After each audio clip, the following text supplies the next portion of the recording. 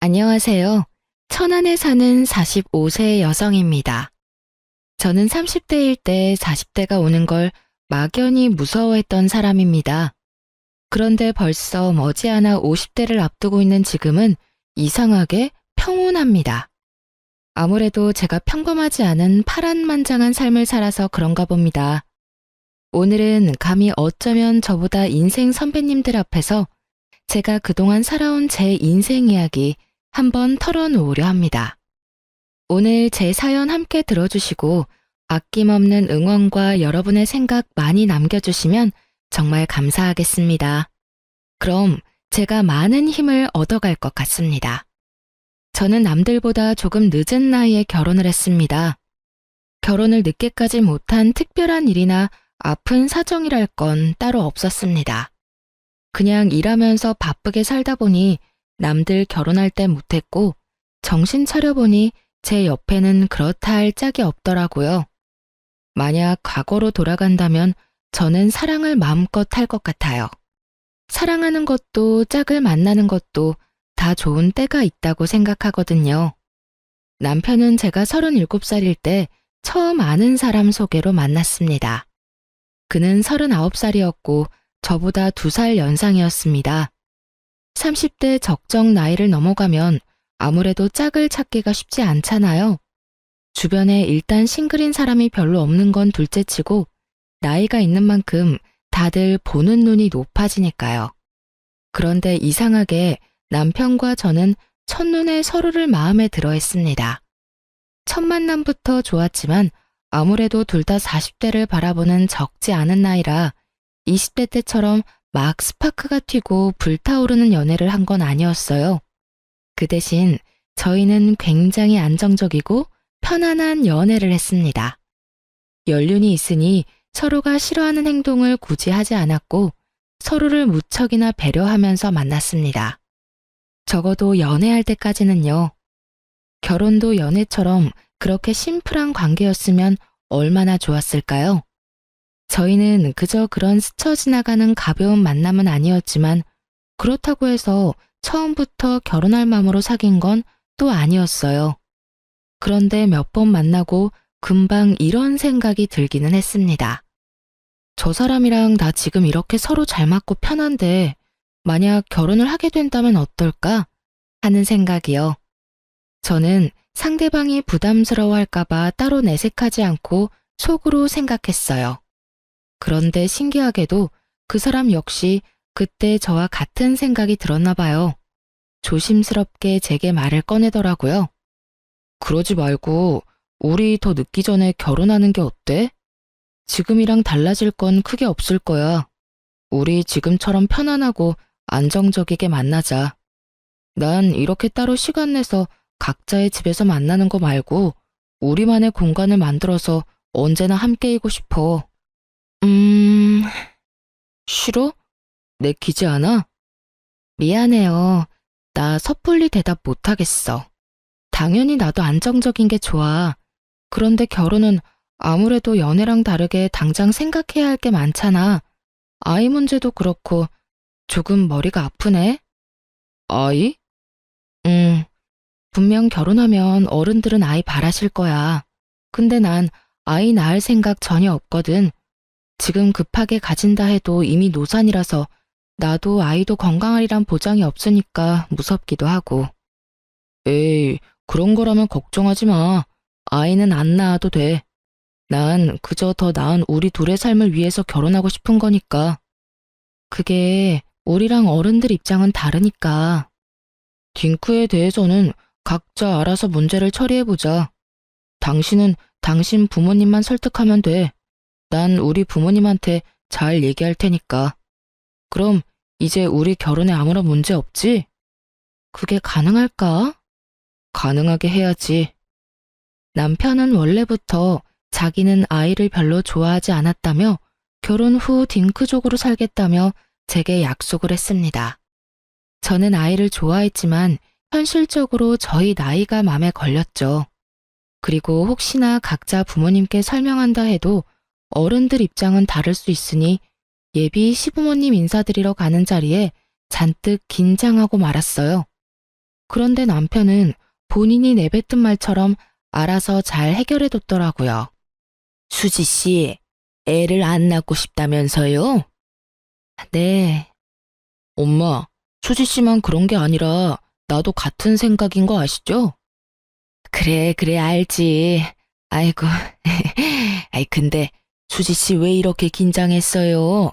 긴장 풀어도 돼요. 난 우리 아들 수지 씨 만나서 이렇게 결혼하는 것만으로도 너무 기뻐요. 요즘 세상에 애 안 가지면 뭐 어때요? 둘이 예쁘게 살면 되는 거지 뭐. 안 그래요, 여보? 우린 아들 평생 장가가는 모습 못 보고 죽는 줄 알았잖아요. 그래요. 수지 씨, 우린 며느리가 싫다는 일 강요할 생각 주어도 없어요. 물론 손주 있으면 좋기는 하겠다만 안 낳고 싶다면 그 의견도 존중해요. 결혼 같은 거 하고 싶지 않다던 내 아들이 단번에 결혼하고 싶은 사람이 생겼다 해서 나랑 우리 집사람이랑 많이 놀랐었어요. 이렇게 직접 보니까 아들이 잘 선택한 것 같네요. 앞으로 귀한 우리 아들 잘 부탁합니다. 네, 아버님, 어머님, 저도 잘 부탁드립니다. 수지 씨, 내 말 맞지? 우리 엄마 아빠 열려 있으신 분들이야. 꽉 막힌 옛날 사람들 아니라고. 그러니까 나 믿고 따라와줘. 네, 성범 씨. 그렇게 저희는 양가 부모님의 축하를 받으며 결혼을 준비했습니다. 왜 애를 안 낳냐 하는 비난이나 우려는 없었어요. 그저 애가 대수냐, 너네 행복하면 됐다, 드디어 늦게라도 장가를 보낼 수 있어서 마음이 놓인다 등등 양가 어른들의 격려와 응원을 들으면서요. 남편과 저는 1살 더 먹기 전에 하루라도 더 젊은 날 결혼식을 하려고 발등에 불이라도 떨어진 듯 결혼 준비를 급하게 했습니다. 그래서 교제한 지 1년도 안 되어 결혼에 꼴이 나게 됐습니다. 만약 제가 젊은 나이였으면 다들 성급하게 준비하는 거 아니냐며 주변에서 말을 보탰겠지만 나이가 있는 만큼 주변에서도 축하만 했지 별말 없었어요.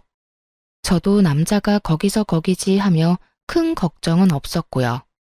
하지만 늦을수록 더 신중해야 했다는 걸 뼈저리게 느끼고 후회했습니다. 저희 남편은 대기업 회사원이었는데 세금 떼고 월급이 500만 원 좀 넘었습니다. 제가 생활비를 얼마씩 달라고 얘기한 적 없는데 남편은 알아서 넉넉하게 꼬박꼬박 생활비를 잘 줬어요. 저는 원래 학원에서 아이들을 가르치는 선생이었는데 결혼 후 그만둬서 모아둔 돈 외에는 이렇다 할 수입이 없었거든요. 애도 안 낳으니까 시간도 남으니 맞벌이 하려고 했지만 시부모와 남편이 맞벌이를 강력하게 원하지 않았습니다.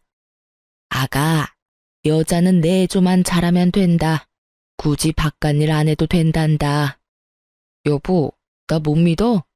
여보 하나쯤은 내가 먹여 살릴 수 있어. 이렇게 남편과 시부모는 결혼 후 제가 바깥일 하는 걸 원치 않았습니다. 그들은 제게 응당 여자는 집안 살림만 잘하면 된다고 말했죠. 그렇다 해서 저는 다시 일을 못하게 된다는 보통의 경력단절 두려움은 없었습니다. 얼마든지 아이들 가르치는 일은 다시 할 수 있으니까요. 남편은 제가 일 안 하는 대신 어느 정도 내조를 원했습니다. 그렇다고 남편이나 시부가 제게 엄청 유별나게 구는 것도 아니었어요. 그래서 저는 그냥 남들처럼 평범하게 집안일하고 밥하고 그렇게 살았습니다. 남편 성격은 그 정도면 다정한 편에 속했고 저희는 각자 서로 맡은 일들을 해내며 감정 상하는 일 없이 잘 지냈습니다. 그래서인지 다행히 결혼하고 근 3년간은 평화로웠네요. 처음엔 남편 말대로 연애 때와 크게 바뀐 것은 없었고 오히려 저희 사이는 결혼이라는 결속으로 저희 관계는 더욱 안정을 찾은 듯했어요. 그런데 가끔 저에게 향하는 말은 아니었지만 평소 조금 거슬렸던 남편의 언행은 분명 있었습니다. 여보, 빨리 와서 TV 속 저 여자 좀 봐. 어디 여자가 말이야. 어른 말씀이면 하늘같이 알고 무서워해야지. 시부모한테 저 대드는 모양새 좀 봐. 정말 드세다. 그리고 어른들이 그러라면 군말 없이 알겠습니다. 해야지. 저 여자는 저럴 거면 결혼을 왜 한 거야? 난 처음부터 안 봐서 모르겠네. 저게 지금 무슨 상황인데? 보니까 저 며느리라는 여자가 시어머니 말을 죽어도 안 들어. 냉장고 정리 좀 해야겠다고 한마디 했다고 시어머니한테 간섭하지 말라는 거야. 아니, 감히 하늘 같은 시부모님한테 말이야. 방송이잖아. 저런 거 다 대본이라더라. 너무 열내지 마. 근데 나는 온다는 연락 없이 비밀번호 치고 매일 냉장고 검사하러 오는 시어머니 쪽도 좀 이해 안 가네. 뭐? 뭐야? 당신도 같은 상황이면 저럴 거야? 에이, 우리 어머님은 안 그러시잖아. 아니, 그러니까 만약에 말이야. 나는... 에이, 잘 모르겠어. 당신은 왜 TV 보다가 괜히 나한테 그래? 남편은 드라마 속 허구 상황은 물론 실제 고부 갈등이 나오는 방송을 보면 꼭 그렇게 시모 편에 서서 차별적인 말들을 덧붙였어요. 그럴 때마다 저의 생각을 물어보는 남편에게 마냥 솔직하게 속내를 다 말할 수는 없겠더라고요. 괜히 남편이 감정이입해서 제게 싫은 소리 하는 것도 듣기 싫고 저도 굳이 그를 자극해서 긁어부스럼 만들기 싫었거든요. 그래서 저는 최대한 대화 주제를 다른 곳으로 돌리고 그런 일들이 당장 제 일 아니니까 얼버무려 썼네요. 다 미래에 제 일이 될 줄은 모르고요. 그러면서 저는 점차 연애 때는 미처 몰랐던 남편의 꼰대 같은 마인드를 인식하게 됐습니다. 남편은 어쩌면 시부모보다 더 옛날 사람 같은 마인드를 가지고 있었어요. 어른들 말은 무조건 들어야 한다 생각하는 사람이었죠. 저도 어른 공경하는 건 좋아요. 하지만 남편은 소위 요즘 말로 꼰대 같았어요. 시부모 역시 앞서 잠깐 말씀드린 것처럼 여자는 내조하는 걸 중시했고 남자는 밖에서 돈만 벌면 된다는 옛날 사람들이긴 했어요. 그렇지만 저희 남편만큼은 심하진 않았어요. 하지만 그건 다 제가 착각하고 있었던 거였어요. 끝까지 겪어보니 결국 그 부모의 그 아들이더군요. 저는 보수적인 그들의 의견들을 완전히 모두 다 이해하는 건 아니었지만 항상 그러려니 했습니다. 시가에서 제사를 크게 여러 번 지냈지만 거기에 대해 큰 불만도 없었습니다. 저 또한 제사 지내는 집안에서 자랐거든요. 그리고 시댁에 인사하러 가는 것들도 저는 크게 부담이 없었어요. 오히려 자주 인사드리러 갔기 때문에 시모랑 금방 친해졌고 그 흔한 고부 갈등 같은 것도 전혀 없었으니까요. 하지만 순응하던 제가 변하자 점점 저희 결혼 생활에도 조금씩 금이 가더군요. 제 내조에 아무런 불만 없던 남편과 시부모가 한 가지 사건으로 쥐 잡아먹듯 괴롭히며 저에게 달려들었거든요.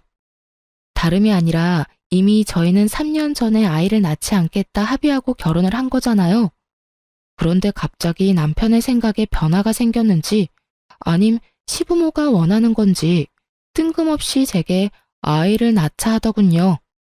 여보, 우리 아무래도 애가 한 명 정도 있는 편이 좋지 않을까? 어? 아이? 갑자기 무슨 말이야 그게. 우리 결혼하기 전에 분명 아이 안 낳고 딩크족으로 살기로 했잖아. 그랬었나? 뭐 그랬어도 지금은 생각 바뀐 지 오래야. 나이 들어갈수록 왜 이렇게 애들이 귀여워 보이는지 모르겠어. 나도 이젠 조카 바보 말고 아들 바보, 딸 바보 하고 싶다. 여보, 우리 노력 좀 해보자. 엄마한테 보약 좀 지어달라 할까? 에이, 큰일 날 소리 하지 마. 애 낳기에는 이젠 너무 늦었지. 40 넘어서 그게 무슨 소리야? 정말 난 싫어. 뭐? 자기 혹시 애 혐오해? 아니, 혐오라니. 내가 혐오하면 조카들 예뻐하겠어? 그래, 다행이다. 혐오하는 거 아니지? 그래, 당연하지. 난 그냥 노산의 위험이 싫을 뿐이야. 괜찮아, 괜찮아. 그냥 한 명 낳자. 뭐? 지금 자꾸 뭐가 괜찮다는 거야? 아니, 당신이 낳고 싶다 해서 애가 바로 낳아지는 게 아니잖아. 게다가 내가 위험한 건데 당신이 뭐가 괜찮다는 거야? 아니, 당신 나랑 같이 부부로 살면서 이제 내 성격 잘 알 거 아니야? 설마 아직도 내 성격 모르겠어? 다들 결혼 전에는 당연히 서로 듣고 싶은 말만 해주고 보기 좋은 모습만 보이려고 내숭부리잖아. 나도 그랬던 것뿐이야. 근데 이제 난 당장 아이가 필요해. 도대체 몇 번을 말하게 만들어? 여자라면 그런 리스크들을 감수하는 게 당연하잖아. 당신은 애가 뭐 물건이야?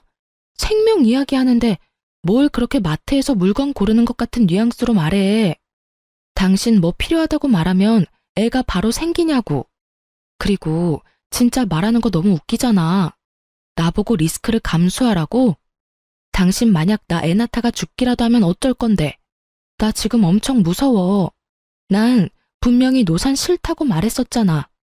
나 이 결혼 당신만 믿고 한 건데 갑자기 나한테 임신을 강요하는 느낌이라 좀 당황스럽다. 내가 당신이랑 결혼한 이유는 말이야. 딱 한 가지야. 난 우리 엄마 아빠한테 나 닮은 손주 안겨드리고 싶어. 그거 아니었음 난 평생 혼자 살았을 거야. 그게 다 무슨 소리야. 전엔 그런 말 나한테는 안 했었잖아. 그야 거짓말 한 거지. 그렇게 내가 딩크하자고 밑밥 깔아놔야 당신이 거부감 없이 나랑 바로 결혼할 테니까. 뭐? 진짜 이기적이다. 어떻게 그런 거짓말을 해? 난 싫어. 절대 애 안 낳을 거야. 앞으로 나한테 그 어떤 기대도 하지 마. 당신 말 듣고 내가 딱 결심했어. 아씨, 그럼 네가 우리 엄마한테 가서 말해봐. 애 안 낳을 거라 못 박으라고 네가 직접 말이야. 못하지? 못하겠지? 당신 정말 책임감 없다. 내가 알던 그 남자 어디 갔어? 아니, 그 반대야. 책임감이 있으니까 아이 낳자고 하는 거지. 그 후로 저희는 아이 얘기만 나오면 서로 토시 하나 안 틀리고 매번 똑같은 레파토리로 말싸움을 하곤 했습니다. 저는 절대 못 낳는다였고 남편은 무조건 낳아야 한다였죠.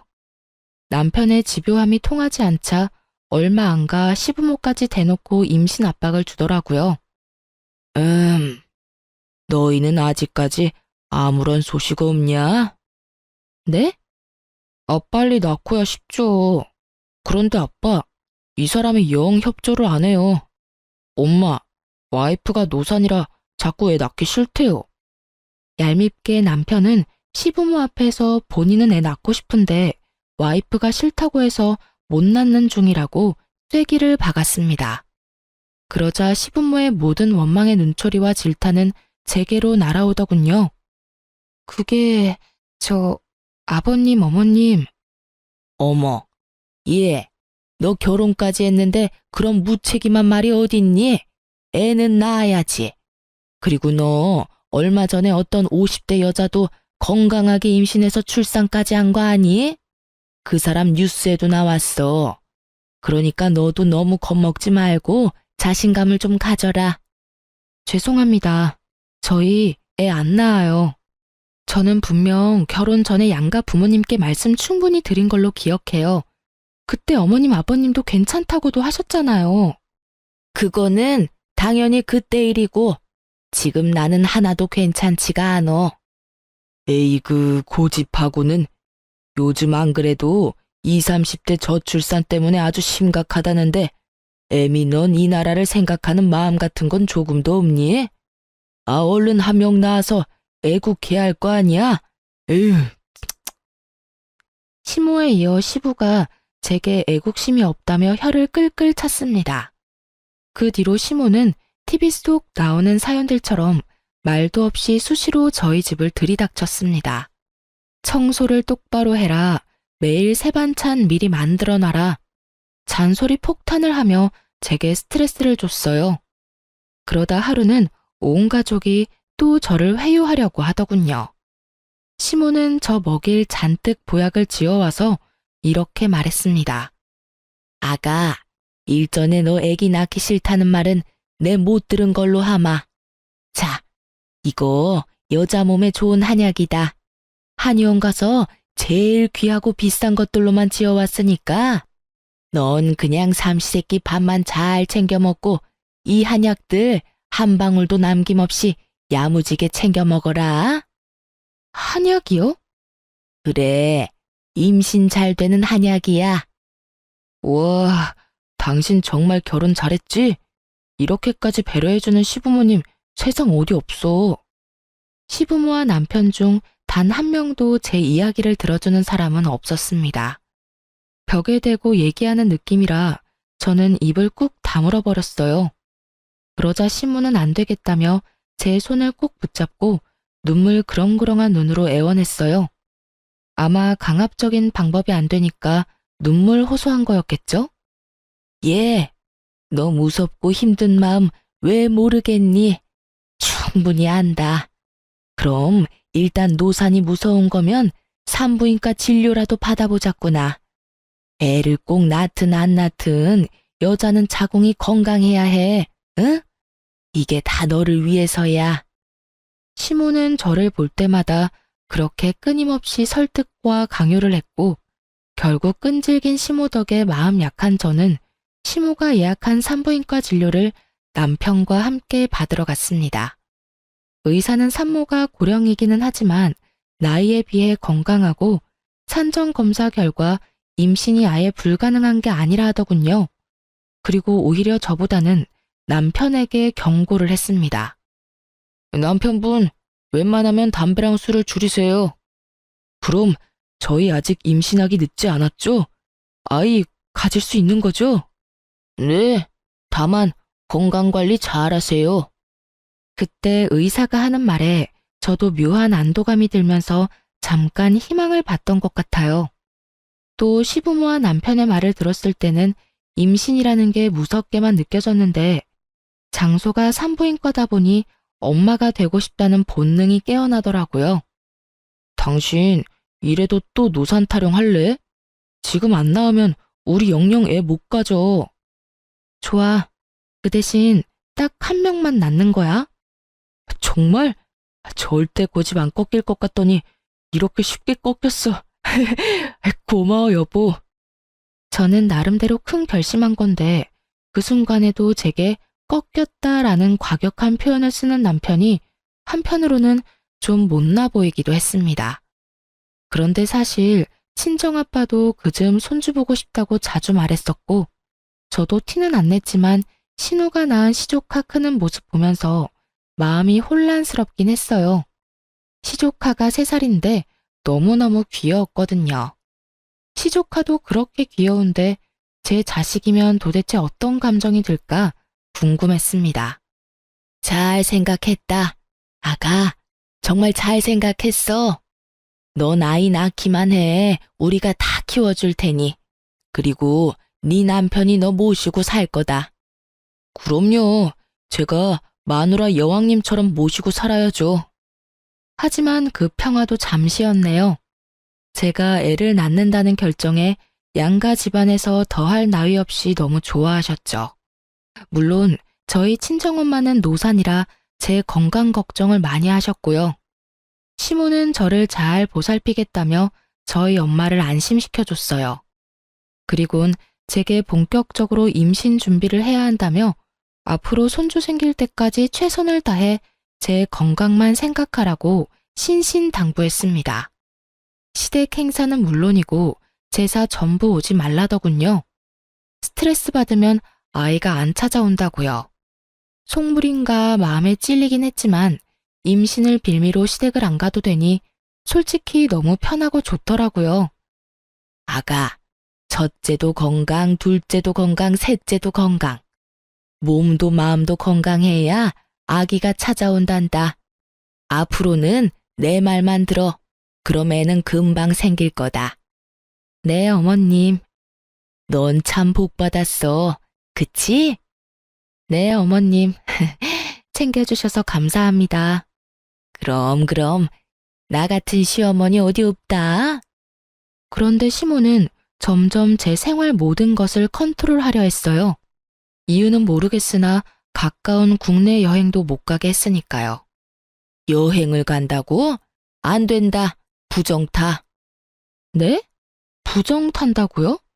하지만 가까운 곳인데? 애 낳고도 충분히 여행 갈 수 있잖니.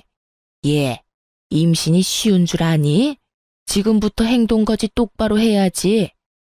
저는 아직 임신도 안 했는데 시모는 도대체 뭔 생각으로 여행도 못 가게 할까? 의문이 쌓이기 시작했어요. 차라리 임신하려면 여행이 좋은 기회이겠다는 생각도 했었고요. 결국 남편 휴가 때 저희 부부 여행도 못 가게 하던 시모였어요. 그리고 먹을 것도 특별히 다 신경 써야 한다며 시모는 손수 음식을 만들어 와서 항상 우리 집 냉장고를 채워 놓았습니다. 정말 감사했는데 정말 한편으론 너무 부담스러웠습니다. 일단 제가 잘 먹어야 하는데 시모의 음식들은 제 입맛에 맞지 않았어요. 하지만 늘 뭘 얼마나 먹었는지 체크하는 시모 덕에 저는 신경이 곤두섰죠. 그리고 무엇보다도 제가 임신을 한 것도 아니고 이 모든 게 임신 준비하는 과정이었으니까 좀 유별나다 싶었습니다. 처음 몇 개월은 정신없이 지나가서 조바심이 안 났는데요. 임신 준비한 지 1년이 다 되어가도록 깜깜무소식이니 저는 점점 불안했어요. 꾸준히 남편과 숙제도 하는데 아기가 쉽게 안 찾아오더라고요. 지금 생각해보면 조상신이 도운 것 같아요. 이런 집안과 엮여서 제 배 아파 소중한 생명을 낳지 말라고요.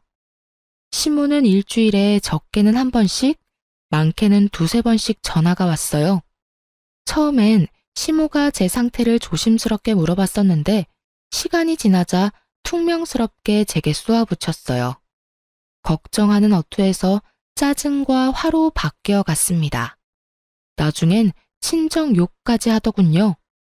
시부모도 이제 인내심이 다했는지 딱 1년 지나자 저를 원망하며 제 탓을 엄청나게 하기 시작했습니다.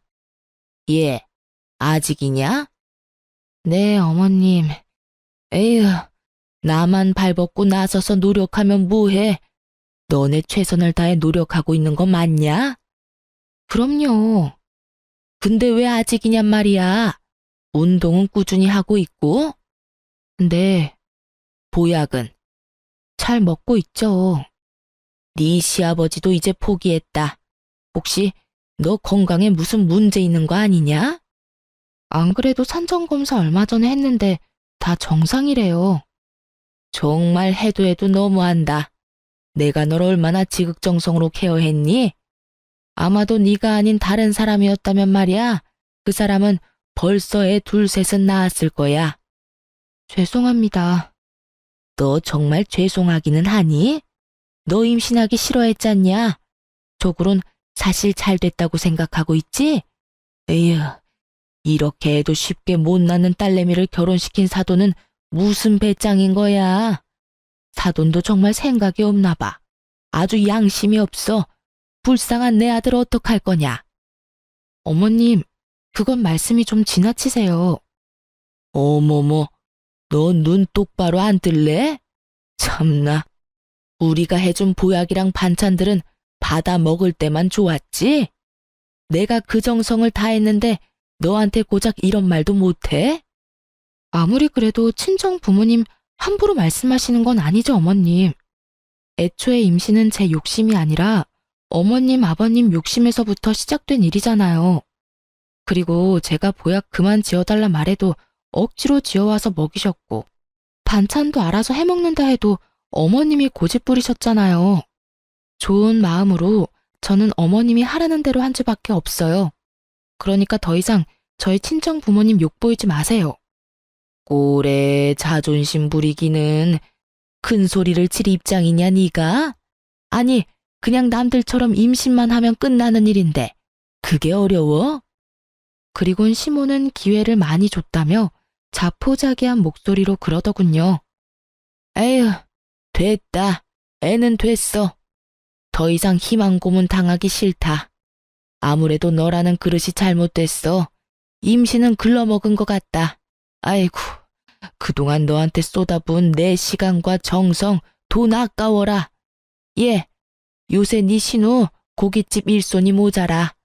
이제 난 너 포기했으니 거기 가서 일이나 좀 도와라. 네? 무슨 말씀을 그렇게 심하게 하세요? 내가 심해? 네가 더 심하지.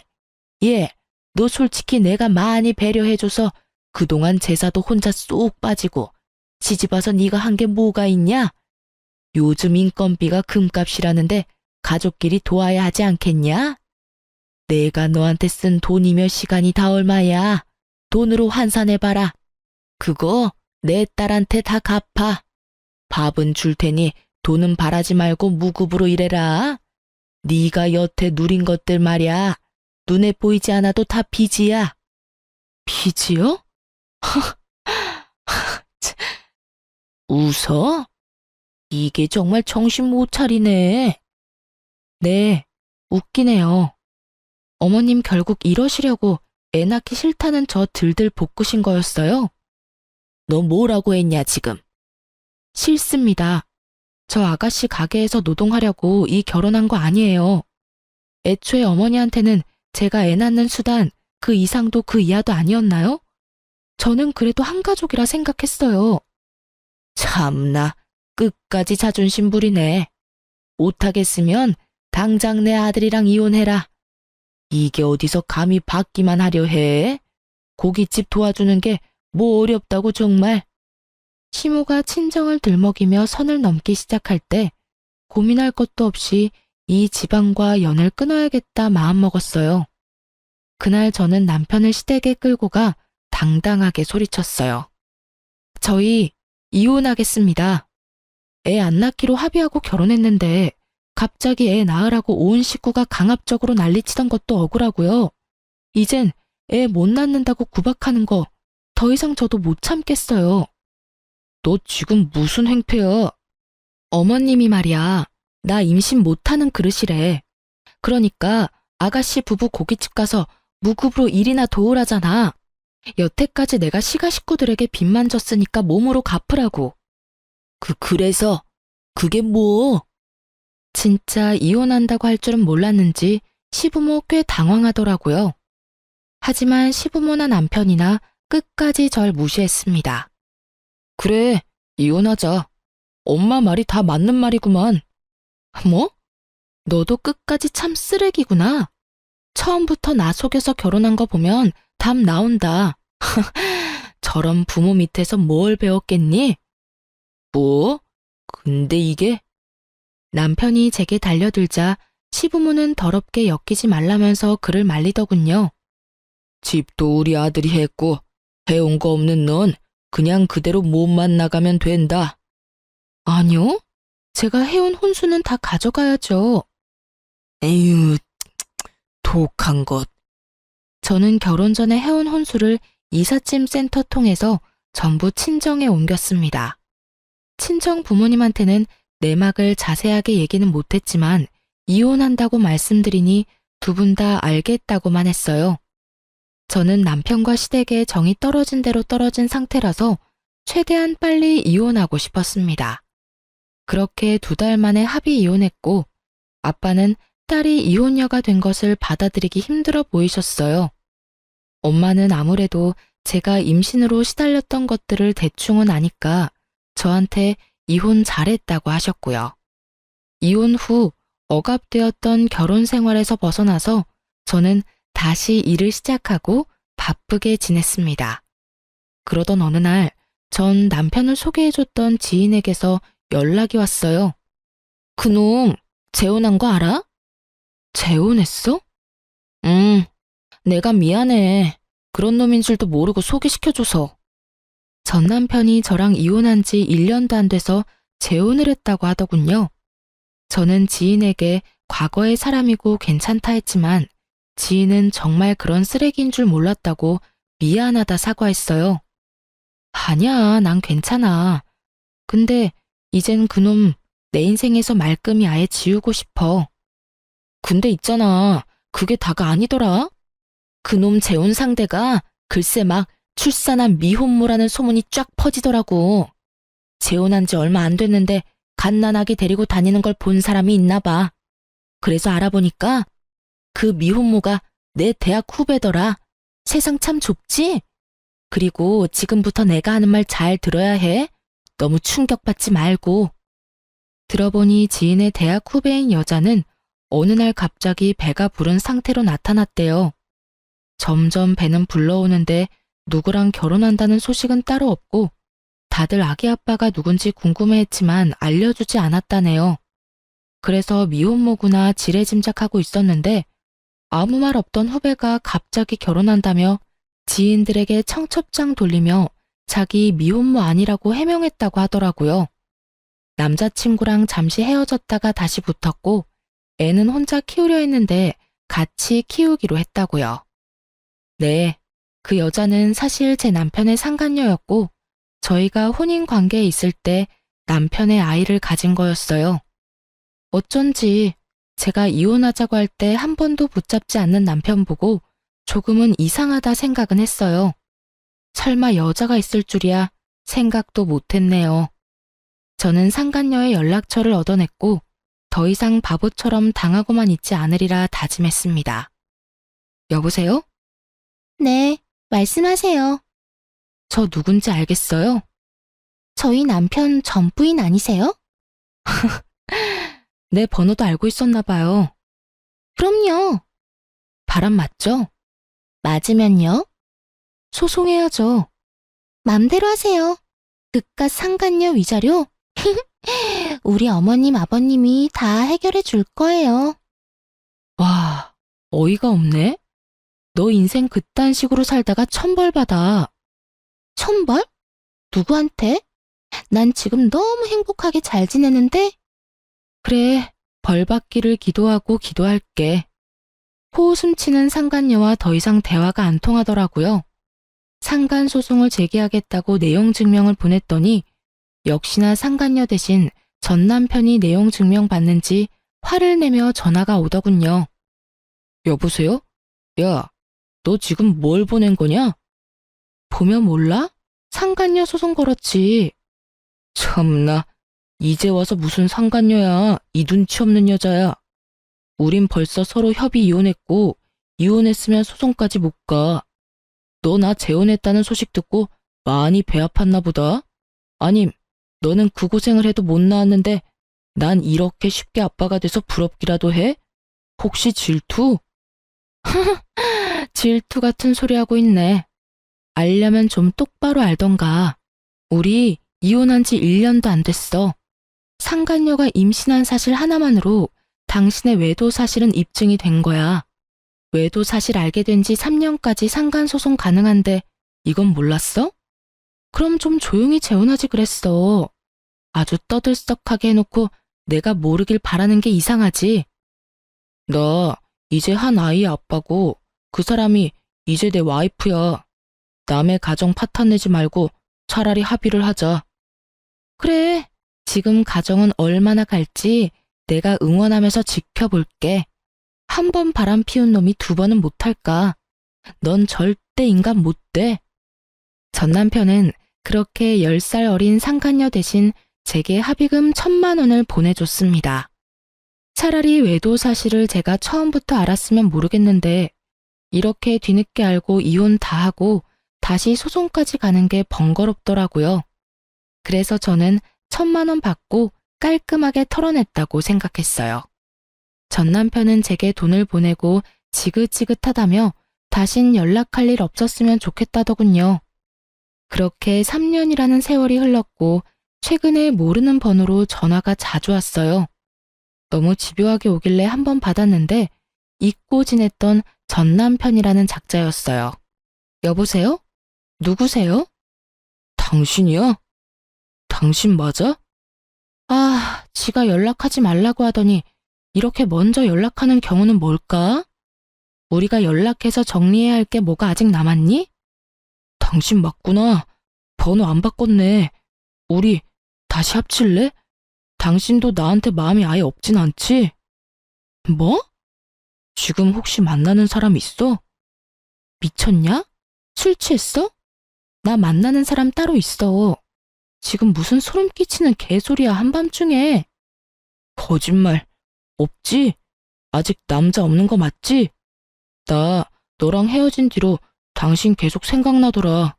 우리 애 가지려고 서로 최선을 다했었잖아. 난 우리가 지금도 충분히 가능성 있다고 생각하거든. 뭐? 우리? 우리 같은 소리 하네. 그리고 뭐, 나랑 헤어지고 바로 재혼했으면서 입에 침이나 바르고 거짓말해. 시부모한테 미움받을 때 나 몰라라 하고 와이프 버린 게 누군데? 왜? 상간녀 아니, 네 와이프가 바람이라도 났니? 그게 말이야. 나도 이럴 줄 정말 몰랐어. 사실 애가 이제 4살이야. 근데 내 얼굴이 하나도 없는 거야. 어릴 땐 애들 다 비슷하게 생겼으니까 그러려니 했어. 근데 클수록 내 얼굴이랑 더 달라지니까 부모님이 애 유전자 검사라도 해봐야 되는 거 아니냐고 그러길래 혹시나 싶어서 했는데 불일치로 나왔어. 그 애가 내 애가 아니었다고. 그 여자한테 나도 우리 부모님도 완전 속은 거야. 엄마가 그 사실 알고 미용실에서 바리깡 빌려와서 자고 있는 그 여자 머리 중간을 싹 다 밀어버리고 그 여자 쫓겨났어. 진짜 가지가지한다. 그러니까 여보, 우리 연애할 때 좋았잖아. 나 더 이상 여자들 못 믿겠어. 당신 같은 여자 아무리 찾아도 없더라. 우리 재결합하자, 응? 내가 지난날 용서 빌게. 엄마 아빠도 너 다시 오면 받아줄 거래. 전보다 더 잘해주실 거래. 속이 다 시원하다. 근데 뭐 이제 와서 다시 합치자고? 너 완전 미친 거 아니니? 아니, 너네 엄마 아빠도 제정신 아니시래? 끊어. 네 인생은 네가 알아서 살아. 제가 소리 지르자 전 남편은 끝까지 찌질한 면모를 보이더라고요. 그럼 내가 그때 상간녀 소송 합의금으로 준 1,000만 원 다시 도로 뱉어. 난 억울해. 결국 내 애도 아니었잖아. 개소리 작작해 인간아. 그 애가 네 애가 아니라도 나랑 결혼 생활 중에 네가 외도했다는 사실이 없어지는 게 아니거든? 지금이라도 다시 변호사 고용해서 시시비비 가려볼까? 어? 너 왜 이렇게 거칠어졌니? 내가 알던 여자 맞아? 너네 집에서 호구처럼 조용히 살다가 내가 깨달은 바가 많거든. 조만간 만나서 이야기하자. 이렇게 전화로 할 게 아니라. 찾아오거나 만나달라고 한 번만 더 짓거리면 그 길로 변호사 사무실 찾아갈 거야. 네가 그때 준 합의금 1,000만 원으로 말이야. 야! 그렇게 저는 전화를 끊어버렸습니다. 더 이상 말장난하며 놀아나고 싶지 않았으니까요. 그렇게 끝나는 줄 알았는데 이번엔 친정집 앞까지 전 시모가 찾아왔더라고요. 무릎 꿇고 인생 망한 자기 아들 한 번만 봐달라고요. 예, 살아보니까 너만한 참한 며느리감 없더라. 세상 참 무서워. 난 아가씨들이 다 아가 너처럼 착할 줄 알았지. 아가 그동안 많이 힘들고 서운했지? 나도 돈도 잃고 상처도 받고 많이 힘들었단다. 우리 지난날 아픔 상처 잊고 서로 보듬어 가면서 살자꾸나, 응? 글쎄 그 몹쓸 물건이 우리 돈까지 다 해먹고 갔단다. 아줌마, 무슨 일인지는 모르겠지만요.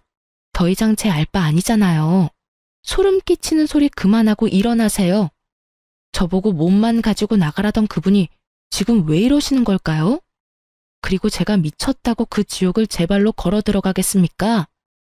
아, 아줌마가 저한테 와서 이러는 걸 보니까 뭐 아줌마 아들이 별 볼 일 없다는 건 드디어 비로소 알았나 보네요. 움찔거리던 전 시모는 거짓 눈물을 흘리며 제 바짓가랑이를 잡고 늘어졌어요. 제발 아가, 우리한테 한 번만 기회를 주렴. 글쎄, 아무래도 그 여자애가 처음부터 돈을 목적으로 내 아들한테 접근한 것 같아. 뱃속 핏줄까지 속이면서까지 말이야. 당신 지금 우리 집 앞에서 뭐 하는 거야?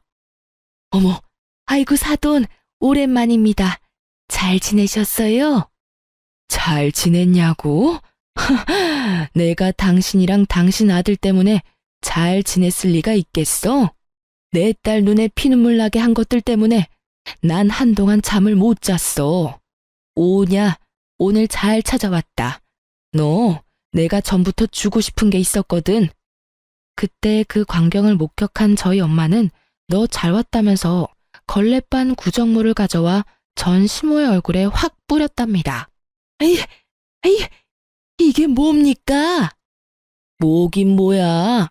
지금 당신이 흘리는 그 가짜 눈물만큼 더러운 구정물이지. 냄새가 지독할 거야.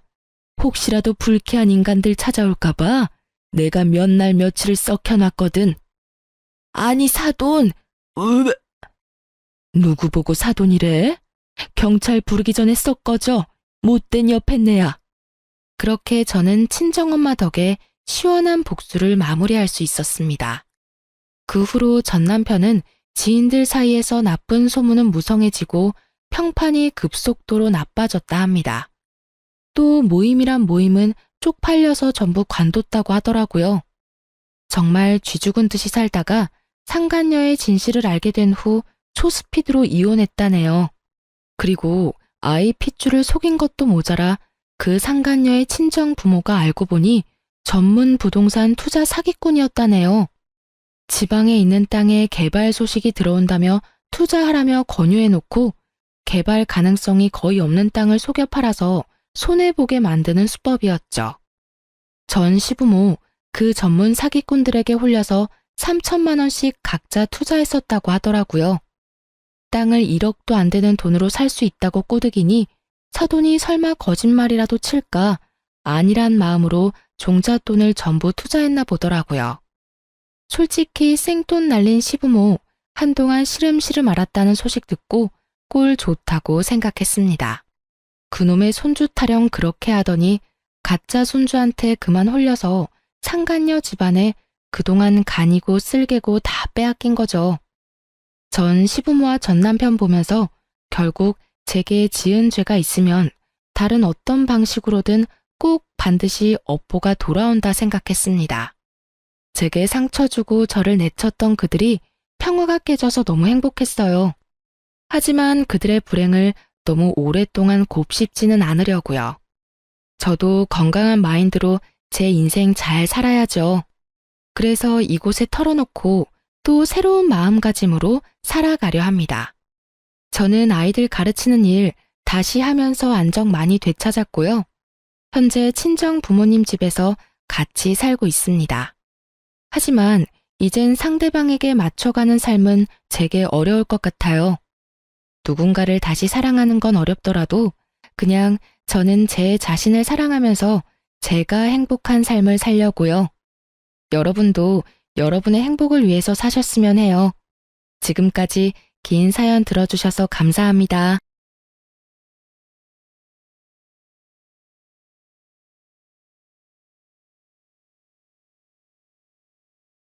안녕하세요. 저는 서울에 살고 있는 30대 여자입니다. 사연을 듣다 보니 저의 경악스러웠던 시집살이가 떠올라 사연을 보내봅니다. 사연을 적는 지금도 그때가 떠올라 치가 다 떨리는데요.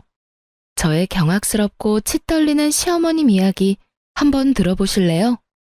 저와 남편은 소개팅으로 처음 만났어요. 저흰 첫눈에 사랑에 빠졌고 2년을 뜨겁게 연애하다 결혼까지 하게 되었죠. 결혼 과정도 평탄했어요. 양쪽 집안 다 여유가 있는 편이라 집 마련부터 혼수까지 막힘없이 진행되었죠. 한마디로 줄 거 주고 받을 거 잘 받은 양쪽 집안 다 만족할 만한 결혼이었어요. 그렇게 행복한 결혼 생활은 시작되었고 결혼한 지 3개월이 넘어가던 어느 날 직장 생활을 하던 저에게 남편이 말하더군요. 여보, 내 생각엔 당신 일 그만두고 좀 쉬는 게 좋을 것 같아. 응? 갑자기 왜? 갑자기가 아니고 계속 생각했어. 그렇지 않아도 당신 몸도 약한데 이번에 바뀐 팀장도 별로라며 하루가 멀다고 야근하는 것도 맘에 걸리기도 하고 그러다 진짜 당신 큰일이라도 날까봐 늘 걱정이었어. 그러니까 잘 생각해봐. 내 생각엔 집에서 좀 쉬면서 몸도 마음도 좀 추스르는 게 좋을 것 같아. 그래도 두 사람이 벌다가 혼자 벌면 힘들 텐데. 그런 걱정은 하지 말고. 난 당신도 알다시피 튼튼한 것 빼면 시체야. 정 안 되면 내가 투잡 쓰리잡이라도 뛸 테니까 당신은 당신 몸이나 걱정해. 생각해 볼게. 그냥 해본 말이겠지 했는데 아니더군요. 그 뒤로도 남편은 계속해서 저에게 쉬었으면 좋겠다며 권했고, 전 결국 남편의 뜻을 따르기로 했어요. 사실 제가 워낙 체력이 약해 최근 들어 기력이 많이 떨어지는 느낌을 강하게 느끼고 있기도 했기에 아쉽거나 그렇진 않았던 것 같아요. 하여튼 전 남편 덕분에 주부의 인생을 맞이하게 되었고, 주부란 직업은 생각보다 저의 적성에 잘 맞더라고요. 그렇게 전 제 2의 인생을 나름 잘 즐기며 시간을 보내고 있었어요. 남편과 사이도 좋았고 시댁과도 괜찮았어요. 아니, 아주 좋았어요. 아버님은 오랜 지병으로 제가 시집을 오기 전부터 요양원에 계셔 저와 마주할 일이 거의 없었고, 어머님은 연애할 때부터 워낙 자주 왕래하며 잘 지냈던 터라 사이가 좋은 편이었어요. 결혼을 하고 난 후에는 시집살이는커녕 매번 설거지를 두고 어머님과 제가 서로 하겠다고 다툼이 날 정도로 사이가 돈독했으니까요. 어머님, 제가 할게요. 저녁도 어머님이 다 준비해 주셨는데 설거지 정도는 제가 하게 해주세요. 아니야. 이왕 손에 물 묻힌 김에 내가 하면 돼. 아가, 넌 가서 좀 쉬어. 아니에요. 전 이때까지 푹 쉬다가 온걸요. 어머님이 좀 쉬세요. 자꾸 이러면 나 화낼 거야. 화내셔도 제가 할 거니까 얼른 나오세요. 이런 식으로요. 상황이 이러하니 매번 시댁에 다녀올 때면 정말 결혼 하나는 잘했다는 생각이 들 정도로 행복했는데 그 행복도 오래가지 않았어요. 시댁은 집 내부에 계단이 있는 2층 주택이었는데 생각해보면 이 2층에서 사건이 시작되고 이 2층에서 사건이 끝이 났네요. 그날의 시작도 2층 계단이었어요. 어머님께서 2층에서 내려오시다 다치셨다는 연락을 받았고 저흰 혼자 계신 어머님이 걱정돼 짐을 간단하게 싸 시댁으로 향했어요. 전화상으론 오른쪽 발과 왼쪽 팔을 다치셨다고 들었던 터라 혼자 계시게 할 순 없는 노릇이었죠.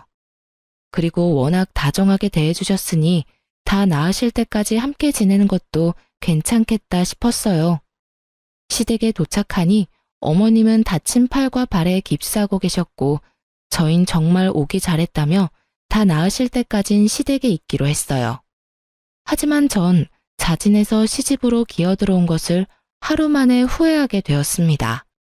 그 이유는 바로 어머님의 두 얼굴 때문이었어요. 남편이 출근을 하자 소파에 앉은 어머님은 표정, 말투, 하물며 행동까지 전혀 다른 사람이 되더군요. 야, 가서 물 좀 떠와라. 아니다. 냉장고 안에 오렌지 있으니까 좀 갈아서 가지고 와. 하나 먼저 먹어보고 달콤한 것으로 갈아와. 맛없다 싶으면 너 다 먹고. 알겠어? 네? 아, 네, 어머님.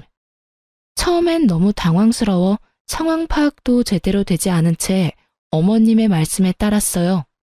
그저 어머님이 섭섭한 것이 있으시나? 하고 생각했던 것 같기도 해요.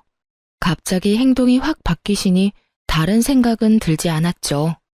그런데 말씀이 점점 거칠어지신다 싶더니 이윽고 폭언들이 흘러나올 때쯤 전 그냥 제가 미움받고 있음을 알게 되었어요. 너 아까 청소기 들고 설치더니 제대로 한 거 맞니? 여기저기 다 머리카락이잖아. 어휴, 넌 어떻게 제대로 할 줄 아는 게 없니? 왔다 갔다 하면서 기계만 밀면 되는 것도 제대로 못하면서 우리 아들하고 결혼할 생각은 했는지. 아니, 애초에 시집갈 생각을 했단 자체가 난 놀랍구나. 양심이 없는 건지 뻔뻔한 건지. 죄송해요. 다시 할게요. 됐다. 하루 종일 청소만 할 거야? 내일 다시 대청소 싹 하고 지금은 저녁 준비나 하거라. 너 하는 꼴 보니 지금부터 시작해도 저녁까지 다 만들 수나 있을지도 의문이다. 아, 하기 전에 냉장고에 묵은 반찬은 싹 버리고 정리하고 새로운 반찬 한 5가지 정도만 해. 재료는 다 있으니까 보고 알아서 하면 된다. 지금 생각하면 정말 답답한데 그땐 너무 당황스러워 뭐라 대꾸할 말도 생각이 나지 않았어요. 그저 어머님의 눈밖에 나고 싶지 않아 어떻게 해서든 더 잘하려고 애쓸 뿐이었죠. 하지만 제가 잘하든 못하든 어머님의 폭언과 핍박은 멈추지 않았고 퇴근하고 돌아온 남편을 보는 순간 서름이 폭발하고야 말았어요. 여보, 나 너무 힘들었어. 다짜고짜 남편의 뒤통수에 대고 울기 시작하자 옷을 갈아입고 있던 남편은 깜짝 놀라 저를 바라보더군요. 여보, 왜 울어? 무슨 일 있어? 그게 어머님이 이상하셔. 오늘 하루 종일 일 시키시고 막말하시고 못하면 못한다고 화내시고 잘하면 잘한다고 화내시더라니까. 나 진짜 당황스럽고 너무 무서웠어. 뭐? 당신 꿈 꿨어? 우리 엄마가 그럴 리가 없잖아. 악몽이랑 현실이랑 구분 못하고 있는 거 아니야? 내가 바본 줄 알아? 차라리 나도 꿈이었으면 좋겠어. 내가 오늘 하루 동안 내 뺨을 몇 대나 때렸는 줄 알아? 아팠어. 아팠다고. 악몽 같은 현실이었단 말이야. 눈물이 멈추질 않더군요. 저요, 회사 다닐 땐 연봉도 남편이랑 비슷했고 시집 올 때 갖출 건 다 갖춰서 시집 왔어요. 하물며 친정도 시댁보단 좀 더 부유한 편이었고요. 그런 제가 왜 어머님께 그런 취급을 받아야 하는지, 왜 그렇게까지 제가 싫으신 건지 온통 알 수 없는 것 투성이에 눈물이 멈추지 않더라고요.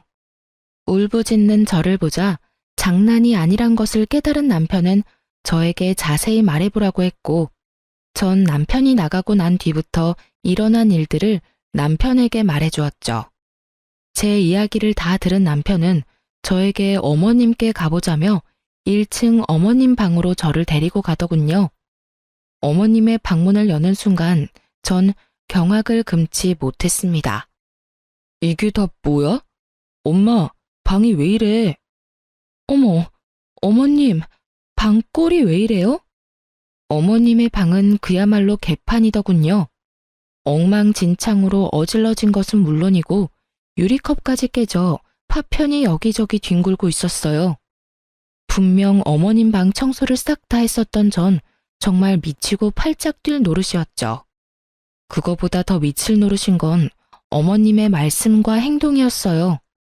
어머님은 아까의 표독스러운 표정은 온데간데 없고 저의 눈치를 보며 입을 열었어요. 그게 말이다. 다 내 잘못이다. 내가 플라스틱 컵을 썼어야 했는데 습관처럼 유리컵을 써서는 치우려고 했는데 보다시피 내가 몸이 불편해서 새아가한테 부탁했더니 글쎄 나한테 짜증을 막 내면서 폭언을 막 뱉어내더라고. 그래서 엄마가 치운다고 치웠는데 더 엉망이 되는 것 같아서 그냥 뒀어. 미안해 아들. 미안하구나. 아가, 내가 빨리 나아야 우리 아가 귀찮게 안 할 텐데. 얼굴색 하나 변하지 않고 천연덕스럽게 피해자 코스프레를 하는 어머님을 보고 있는데 온몸에 소름이 쫙 올라오며 어떤 말도 생각이 나지 않더군요. 남편도 머릿속이 혼란스러운지 아무 말도 없더라고요. 남편 입장에선 저도 어머님도 둘 다 거짓말할 사람들이 아닌데 서로의 말이 달라도 너무 다르니 혼란스러울 수밖에요. 이쯤 하면 남편이 자신의 편을 들며 저를 혼낼 줄 알았던 어머님은 생각보다 더 신중한 아들의 모습에 이대로는 안 되겠다 싶으셨는지 곡소리를 내며 대성통곡을 하기 시작하더군요. 손으로 바닥까지 내리치시면서요. 아이고, 아이고, 늙으면 죽어야지. 이대로 살아서 뭐해. 발도 불편하고 팔도 불편해서 방도 제대로 못 치우고 가시집 온 며느리 눈치나 보며 살아야 한다니. 아이고, 아이고. 어머님의 곡소리에 남편은 어머님을 달래며 저를 꾸중하는 척을 했어요. 입은 저를 나무라고 있었지만 눈은 윙크를 날리더군요. 그러면서 나가보라며 손짓을 하길래 전 주저하지 않고 어머님의 방에서 나와 2층 저희 방으로 올라왔어요. 방으로 돌아와 침대에 앉아 생각하고 또 생각했어요. 아무리 생각해도 전 어머님이 저렇게 하실 만큼 잘못한 것이 없더라고요. 생각하고 또 생각하던 그때 남편이 방으로 돌아오더군요. 어머님은? 어머님은 뭘 하셔? 그냥 당신이 한 말이랑 별반 다르지 않아. 가해자 피해자가 바뀌긴 했지만.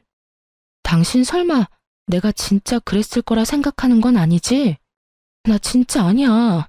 내가 왜 어머님께 그러겠어. 정말 진짜 어머님이 나한테 그렇게 행동하셨다니까? 그게 어머님은 또 당신이 그랬다고 하니까. 아휴, 당신을 못 믿는 것도 아닌데 사실 내 입장에선 지금 누구 말을 믿어야 할지 모르겠어. 당신도 그럴 사람이 아니라는 걸 누구보다 내가 잘 알고 엄마 역시 내가 잘 아니까. 전 미쳐버리게 억울했지만 남편의 입장이 이해되지 않는 것도 아니었기에 저는 긴 말하지 않고 짧고 굵게 사실만 말했어요. 그래, 당신 마음 이해해. 그래도 난 절대 그렇게 행동하지 않았어. 저의 단호한 말투에 남편 역시 제 어깨를 토닥여 주더라고요. 하지만 저를 온전히 믿는다는 느낌은 들지 않았어요. 이해해줘서 고마워, 여보. 하여튼 내가 엄마한텐 혹시나 당신한테 섭섭한 것이 있더라도 말은 너무 심하게 하지 말라고 부탁드렸어. 그러니까 당신도 마음 좀 풀어. 남편은 남편 입장에서 최선을 다했다는 것이 느껴졌어요. 그러면서 내심 기대도 했어요. 다른 사람도 아니고 본인 아들이 부탁까지 드렸는데 조금은 나아지시겠지 하고요. 하지만 남편의 부탁에도 어머님은 예전 온화하고 상냥하던 어머님으로 돌아오지 않았고 오히려 더 심한 언행으로 절 대하더군요.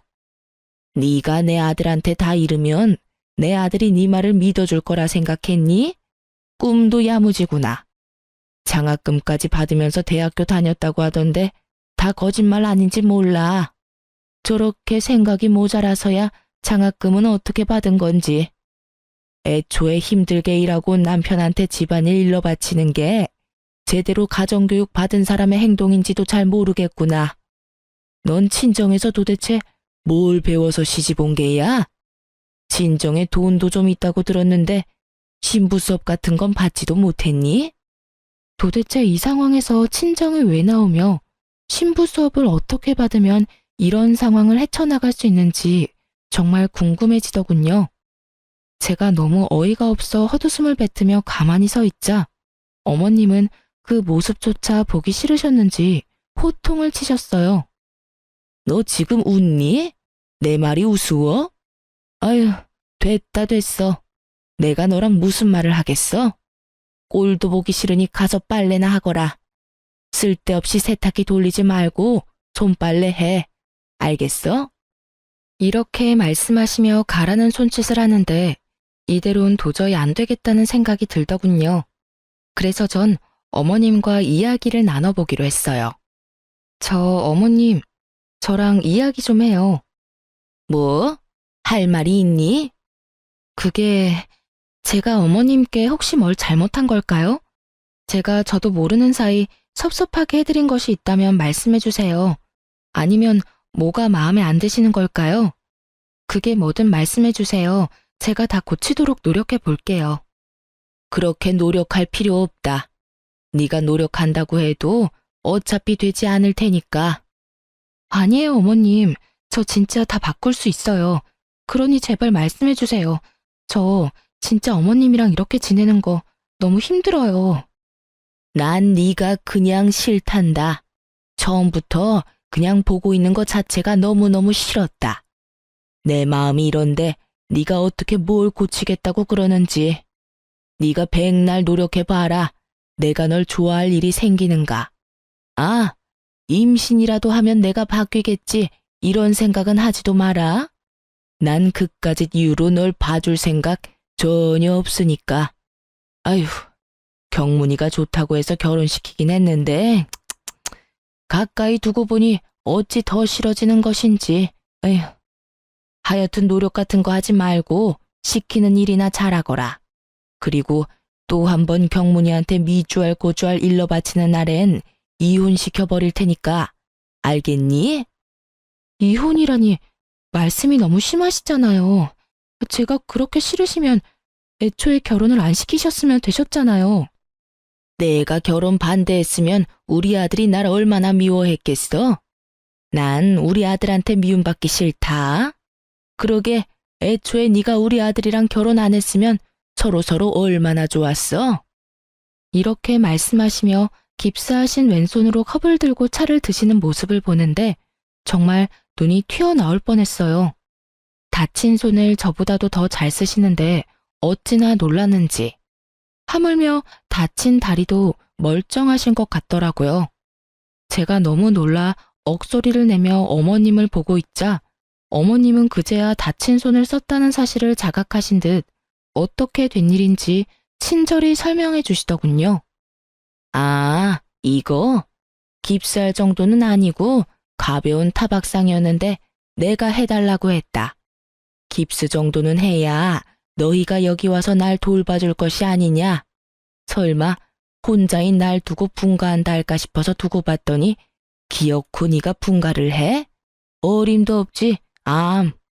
난 네가 우리 아들이랑 둘이서 알콩달콩 사는 꼴은 절대 못 보니 다시 분가할 생각은 꿈도 꾸지 말려무나. 네, 그래요. 어머님은 깁스까지 할 필요도 없는 가벼운 타박상이었고 저를 시댁으로 끌어들이기 위해 이런 쇼까지 벌인 것이었습니다. 전 도저히 이해가 되지 않았어요. 아무리 아들이 좋아한다고 한들 그렇게 제가 마음에 들지 않으면 결혼을 반대하셨으면 됐을 텐데 왜 굳이 가족으로 받아들여서 이렇게 절 괴롭히시는 건지. 그렇게 제가 싫다 하시면서 왜 가까이 절 두고 보시려고 하시는 건지. 그 모든 것이 이해되지 않았고 그 상황들이 무섭게 느껴지기까지 했어요. 어머님은 작당을 하신 듯 남편이 있으면 골골골 곧 죽을 사람처럼 아픈 척을 했고 남편이 출근만 했다 하면 팔팔하기가 갓 잡아 올린 화로와 다름이 없더군요. 인간은 적응하기 나름이라고 하더니 제가 하루가 다르게 생기를 잃어가자 남편은 조만간 다시 나가자며 약속을 해주었고 그 약속을 받고 나니 곧 끝이 난다는 생각에 반복되는 어머님의 두 얼굴이 적응이 되더군요. 적응이 되고 나니 어느 순간부턴 두려움은 점차 사라지고 한 귀로 듣고 한 귀로 흘리며 어머님의 뜻대로 움직여주고 있었습니다. 어머님이 말을 해봤자 논리가 통하는 사람도 아니었고 논리가 통하는 사람이라고 한들 제가 무조건 싫다는 사람에게 굳이 입씨름을 하며 힘을 빼기 싫다는 생각이 컸던 것 같아요. 거기에다 전 남편을 너무 사랑했고 그렇게 사랑하는 남편과 이혼할 생각이 조금도 없었기에 싸우기보다 피하는 것을 선택했죠. 왜 그런 말도 있잖아요. 똥이 더러워서 피하지 무서워서 피하나. 그 당시에 어머님은 저에게 더러운 똥 그 이상 그 이하도 아니었습니다. 하지만 그 더러운 똥을 더는 피하고 있을 수만은 없는 일이 일어났어요. 그날은 어머님이 대청소를 시키신 날이었고 전 청소의 마무리로 쓰레기를 버리려 쓰레기통을 비우고 있었어요. 그런데 통 안에서 익숙한 것들이 쏟아져 나오더군요. 제 옷, 립스틱, 매니큐어, 향수까지. 옷과 립스틱은 망가져 있었고 나머지는 다 쏟아져 빈병이더군요. 아무리 생각해도 전 버린 적이 없는데 제 물건이 그런 꼴로 쓰레기통에 들어가 있는 것을 보고 있자니 어리둥절하더라고요. 회생 불가한 옷과 빈통을 들고 서 있었고 그런 저를 본 어머님이 다가오시며 말을 했어요. 그거 내가 버렸다. 앞으로는 그런 색 옷, 물건은 사지 말거라. 안목하고는 너무 파이거나 짧은 옷도 내가 다 버렸으니 그런 줄 알아. 며칠 전부터 옷과 화장품 등 찾는 물건이 보이지 않는다 싶더니 전부 어머님이 버리셨던 것이었어요. 어머님이 버리신 것들은 주로 빨간색, 다홍색 등 붉은 계열의 색들이었는데 어머님은 그 색이 꼴보기 싫다며 다 버리셨다고 하시더라고요. 그러면서 하시는 말씀이 가관이었어요. 너 그런 옷 입고 우리 경문이 쫓아다녔니? 수준하고는. 내가 혹시나 해서 하는 말인데 너 임신할 생각은 하지도 말거라. 난 너 같은 애한테서 내 손주 볼 생각은 전혀 없으니까. 행여나 임신이라도 하는 날엔 끌고서라도 병원에 데리고 갈 테니 그런 줄 알고 알아서 조심하려무나. 아무 말도 나오지 않았어요. 그저 그 순간 제 머릿속에 스치는 것은 어머님과 사이가 좋을 때 어머님이 직접 지어오신 한약이었어요. 여자에게 좋은 약이라고 했는데 제 물건을 버리며 병원에 끌고 간다는 어머님의 언행을 보고 있자니 좋은 약은 아니라는 생각이 들었어요. 전 한의원으로 전화를 걸어 약을 먹는 본인이라고 설명하고 받았던 약이 어떤 약인지 물어봤고 그 약은 몸에 열이 많은 사람이 먹는 약으로 임신을 준비할 때는 피해야 하는 약이라고 하더군요. 그 외에 설명을 잘 해주셨는데 더는 들리지 않았어요. 결국 그 약은 임신이 잘 되지 않는 약이었고 그 순간 저의 인내심의 끈이 뚝 끊기는 소리가 들리더군요. 어떻게 그런 약을 저에게 먹일 수가 있는지. 어쩐지 결혼 이후부터 손발이 계속 차고 없던 생리통까지 생겨 이상하다 싶었는데 그 이유가 어머님이 지어주신 약 때문이라니 정말 헛웃음이 나오더라고요. 이때껏 시키는 대로 한 제가 얼마나 우스워 보였을지 굳이 길게 생각하지 않아도 알 것 같더군요. 전 정말 미친 사람처럼 눈물을 흘리며 마구 웃었습니다. 그렇게 한바탕 미친 사람이 되고 나니 눈이 번쩍 뜨이더군요. 그날 이후 전 어머님과의 관계를 개선하려는 것을 포기해버렸습니다. 똥을 더는 피하지 않고 제가 좀 더러워지더라도 맞서기로 결심한 것이었죠. 포기하고 결심하고 나니 제 세상이 달라지더군요. 어머님이 뭐라고 하든 다 무시했고 식사 때가 되어 밥 타령을 하면 솥에 밥상을 차려드렸어요. 소금 5kg짜리를 구매해 아주 아낌없이 매 끼니마다 뿌려드렸죠. 이게 뭐니? 다른 건 둘째치고 밥까지 짠 게 말이 돼? 너 혹시 일부러 이랬니? 계속 맛이 없다고 하시길래 미각이 이상하신가 싶어서 소금 좀 왕창 써봤는데 미각은 괜찮으신가 보네요. 뭐? 지금 그걸 말이라고 해? 너 정신이 나갔어? 먹는 음식에다 이게 무슨 짓이야? 얼른 다 버리고 다시 해오지 못해? 그냥 드세요. 어머님 말씀대로 먹는 음식인데 아깝게 어떻게 다 버려요? 그렇게 아까우면 네가 다 먹으면 되지 않니? 얼른이 먹지도 못하는 쓰레기 다 치우고 새로 밥상 차려오지 못해? 어머님, 전 평소에 싱겁게 먹어요. 그러니까 어머님이 그냥 다 드세요. 정 못 드시겠으면 그냥 굶으시던가요. 제가 어머님 때문에 스트레스 받아 많이 굶어봐서 아는데 한 끼 좀 굶는다고 어떻게 되진 않더라고요. 아, 이참에 다이어트 하신다 생각하시고 좀 굶으세요, 어머님. 뭐라고? 네 년이 드디어 미친 것이야? 어디 시어머니 밥상을 이따위로 차려놓고 미안한 기색은커녕 그 뚫린 입으로 뭐? 굶으세요? 네 년이 아직 정신을 못 차렸구나. 정신을 겨우 차려서 이러는 거예요. 계속 당하다 보니까 정신이 번쩍 들더라고요. 감사해요, 어머님. 아, 그리고 지어주신 한약은 어머님 방에 가져다 놨으니 어머님 드세요.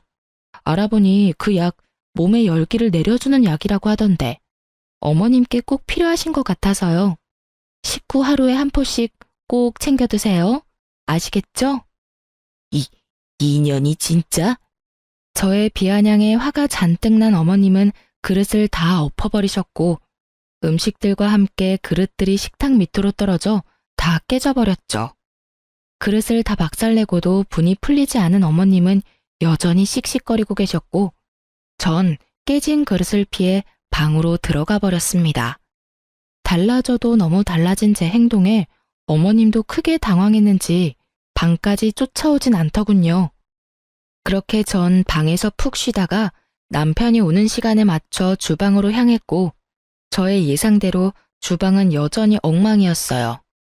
전 적당한 곳에 자리를 잡고 쭈그리고 앉아 남편이 들어온 타이밍에 맞춰 눈물을 쏟아내며 깨진 그릇들을 치우기 시작했어요. 집으로 돌아온 남편은 당황스러운 상황에 저에게 다급히 다가와 무슨 상황인지 묻기 시작했고, 전 어머님께 당한 그대로 갚아주었습니다. 이게 다 뭐야? 당신이 이런 거야? 그게 내가 음식간을 잘못해서 좀 짜게 됐었나 봐. 어머님이 드시더니 이것도 음식이라고 했냐면서 내가 다 부족해서 그래.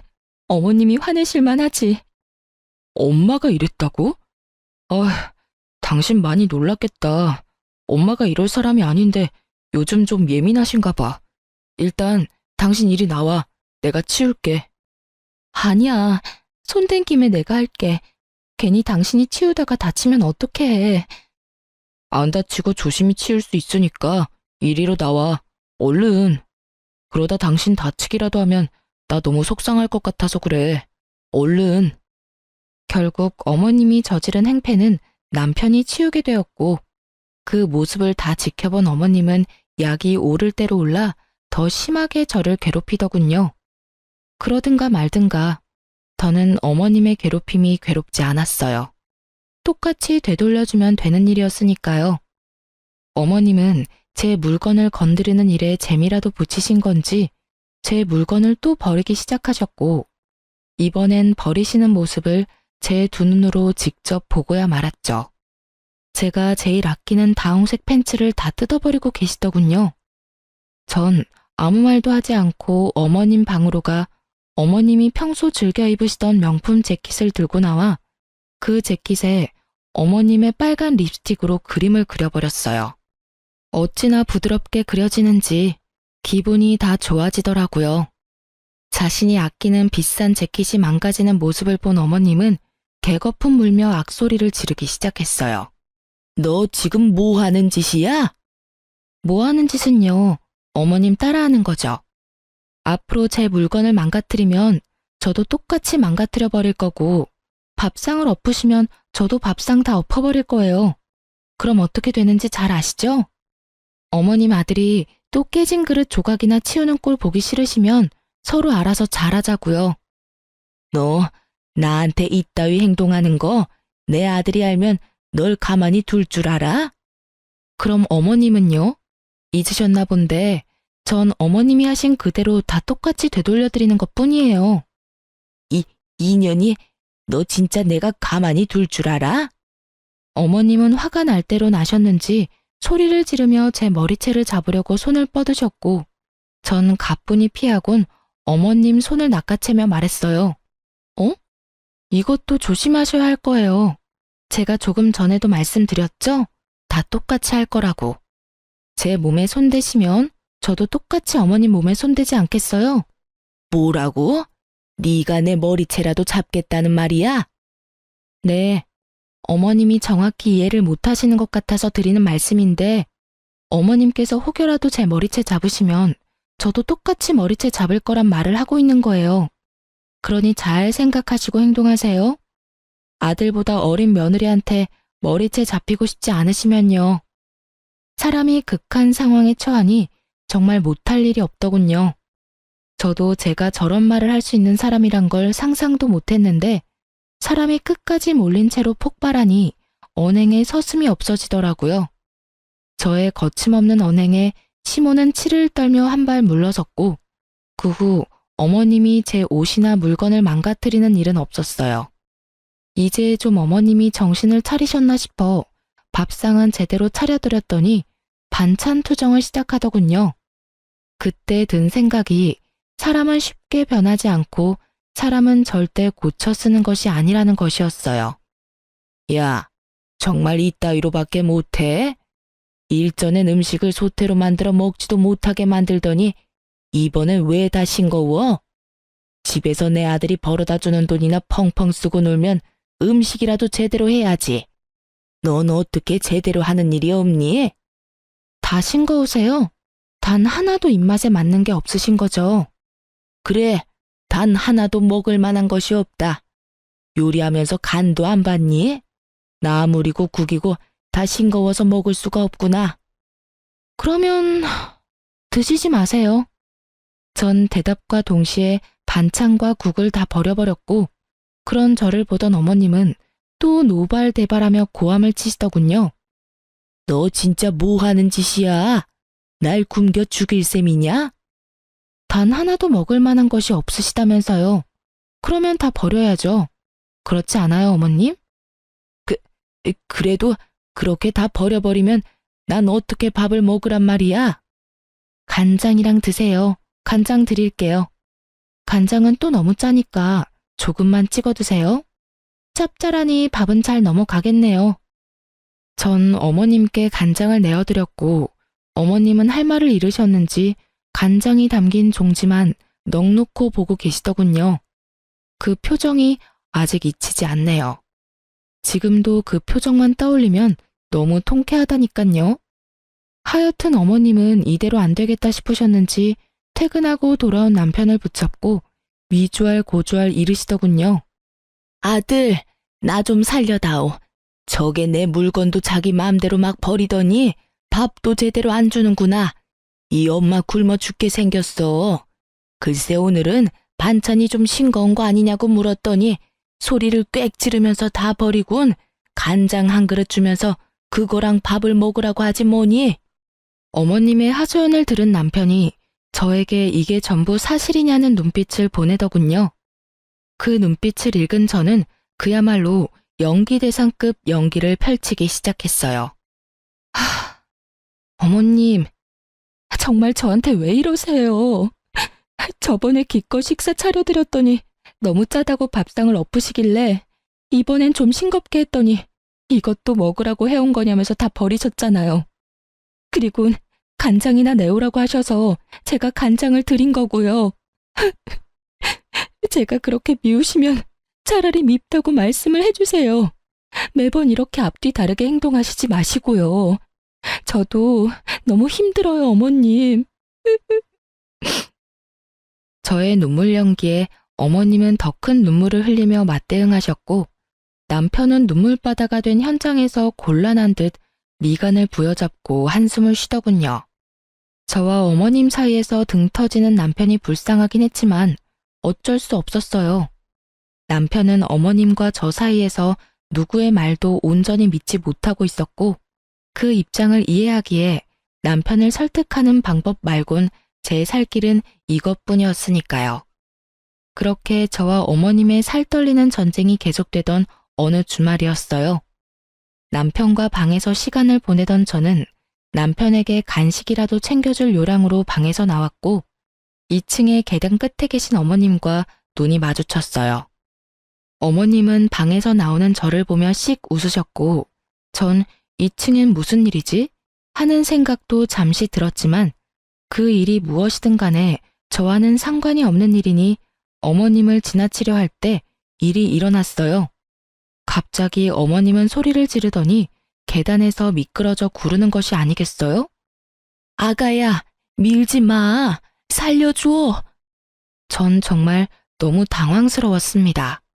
손 하나 까딱하지 않았는데 저리 말하고 계단을 구르시니 저조차도 혹시 나도 모르는 사이 밀쳤나 하는 생각이 들었으니깐요. 남편은 어머님의 소리에 뛰쳐나와 계단 아래 쓰러진 어머님을 모시고 바로 병원으로 향했고 저는 함께 병원으로 향하며 불안해지기 시작했어요. 오해하기 딱 좋은 상황이었으니까요. 제 머릿속엔 어머님의 걱정 따윈 없었고 진작 카메라 설치를 해야 했다는 깊은 후회를 하며 몰려오는 불안감에 발만 동동 구르던 그때였어요. 의식을 잃었던 어머님이 눈을 뜨시자마자 저를 보곤 역정을 내시기 시작하더군요. 이 빌어먹을 년, 네가 여기가 어디라고 쫓아왔어?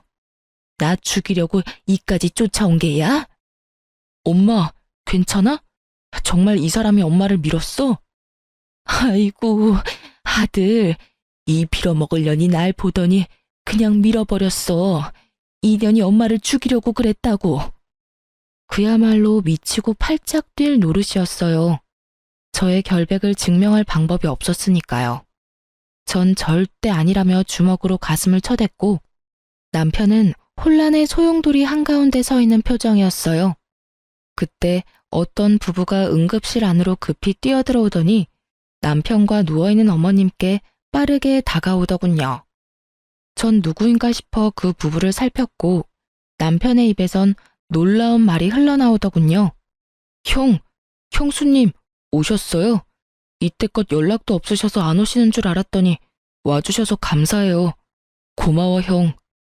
부부의 정체는 놀랍게도 남편의 형과 형수였습니다. 전 사실 남편에게 형이 있다는 사실도 모르고 있었어요. 저희의 결혼식에도 오지 않으셨고 남편과 어머님에게서 형에 관한 이야기는 들은 적이 없었으니까요. 이야기를 들어보니 아주버님은 어머님과 인연을 끊고 살았는데 어머님이 계단에서 구르자 너무 놀란 남편은 아주버님에게 연락을 했던 것이었어요. 형이라는 남편의 말에 토끼 눈을 한 어머님은 갑자기 나타난 아주버님의 눈치를 살피기 시작했고 그런 어머님을 보던 아주버님은 소리를 지르며 어머님에게 질책을 쏟아붓더군요. 제 눈치를 이렇게 살피시는 거 보니 안 봐도 뻔하네요. 이제 자해까지 하세요? 아직도 정신 못 차리셨어요? 아직 정신 못 차리시고 기어코 경문이 척까지 괴롭히시는 거예요? 내가 뭘 어쨌다고 그러니? 그리고 자해 아니다 얘. 분명 경문이 처가 날 계단에서 밀었다고. 아, 이제 방법을 좀 바꾸셨나 보네요. 경문아, 잘 들어. 어머니 네가 생각하는 거랑 완전히 다른 분이야. 나도 결혼하기 전엔 우리 어머니가 세상에 둘도 없는 천사라고 생각했었지. 그런데 천사는커녕 악마더라고. 너도 잘 알 거야. 우리가 결혼하고 어머니 모시고 산 거. 알고 있어. 같이 살다가 사소한 말다툼으로 분가한 거라고 들었는데 그게 아니었어? 아주버님이 무어라 말을 꺼내시려는 순간 어머님이 소리를 고래고래 지르시며 아주버님을 제지하려고 하셨지만 아주버님은 어머님의 모든 말과 행동을 무시한 채 이야기를 이어나가셨어요. 그 이야기는 남편과 저를 충격에 빠뜨리기에 모자람이 없었죠. 사소한 말다툼? 그걸 사소하다고 할 수 있나? 어머니가 네 형수한테 어떻게 했는 줄 알아? 하나부터 10까지 다 간섭하시고 형수 회사 출근하면 계속 전화하고 일하느라 전화 못 받으면 회사 찾아가서 행패까지 부려서 회사까지 그만두게 했어. 회사도 그만두고 집에서 계속 있게 되니까 그거 가지고도 얼마나 호되게 시집살이 시킨 줄 알아? 나 출근하고 나면 1분도 못 쉬게 하고 하루 종일 집안일 시키시고 욕하시고 심지어 내가 보는 앞에서도 핀잔 주고 가정교육 들먹이는데 내가 이 사람한테 미안해서 고개를 들고 살지 못했어. 어머니한테 제발 좀 그만하시라고 부탁까지 해봤는데 그만하시기는커녕 네 형수 머리채까지 잡더라. 내가 그 모습 보고 이대로는 도저히 안 되겠다 싶어서 독하게 마음먹고 어머니하고 영 끊고 나온 거야. 네 상견례 때나 결혼식 때도 어떻게 해야 하나 고민 많이 했는데 어머니 꼴도 보고 싶지 않아서 안 갔어. 내가 오죽했으면 하나뿐인 동생 결혼식까지 안 갔겠어. 오늘도 네 연락받고 어떻게 해야 하나 고민 많이 했는데 아무리 생각해도 네 부인이 어머니를 밀쳤을 리가 없을 거란 생각이 들어서 와봤더니 역시가 역시네. 눈치 딱 보니 혼자 쇼하신 게 분명하다. 너도 생각 잘해. 지금 상황 보니까 네가 어떤 마음인 줄은 잘 알겠는데 네가 생각하는 것하고 현실은 많이 다르니까 말이야. 알고 보니 형님과 아주버님은 결혼 이후 어머님과 함께 살았는데 그땐 지금처럼 뒤로 괴롭히는 것이 아닌 대놓고 괴롭혔다고 하더군요. 어머님의 시집살이가 너무 심해 그걸 지켜보던 아주버님이 결국 어머님에게 절연을 선언하고 집을 나가셨던 것이었고요. 그 당시 남편은 대학교 기숙사에 있었던 터라 이 사실들을 알 수 없었고 그저 어머님의 말씀대로 사소한 말다툼 때문에 연락하지 않고 지낸다고만 알고 있었다고 하더군요. 그런데 저희의 결혼식까지 오지 않으시니 남편 입장에선 너무 섭섭해 그간 연락을 하지 않았던 것이고요. 그렇게 말도 꺼내지 않았으니 저도 알 수가 없었죠. 한 번 자신의 시집살이로 아들을 잃은 경험을 했던 어머님은 방법을 바꿔 저를 괴롭혀왔던 것이었습니다. 남편은 믿을 수 없는지 형님께 물었어요. 형수님, 형 말이 전부 사실이에요? 네, 서방님. 믿기지 않겠지만 전부 사실이에요. 저 3개월 어머님이랑 같이 살았는데 그 3개월 때문에 지금까지 정신과 약 먹고 있어요. 수면제 없이는 잠도 못 자고요. 얼마나 시집살이가 심했는지 아시겠죠? 오죽했으면 그 효자였던 형이 어머님과 절연까지 했겠어요. 모르긴 몰라도 어머님이 동서한테도 심하게 대하셨을 거예요. 한 번 아들을 잃어봤으니 대놓고 괴롭히진 않고 뒤에서 사람 피말리게 괴롭혔을 거라고요. 오늘도 동서가 계단에서 밀어서 다치셨다고요? 제가 장담하는데 혼자 구르셨을 거예요.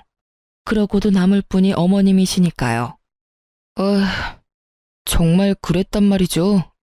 믿기 힘드시다는 거 잘 알아요. 왜 그렇지 않겠어요? 그런데요, 서방님. 세 사람이 똑같은 말을 할 때는 그 이유가 있지 않을까요? 저랑 형 말을 믿지 못하시겠다면 서방님 아내 말이라도 믿어주세요. 다 진실이니까요. 형님의 증언까지 들은 남편은 마지막으로 절 바라보더군요. 그래서 전 모든 사실을 남편에게 말해주었습니다. 형님 말씀이 맞아. 난 진짜 어머님께 손도 대지 않았어.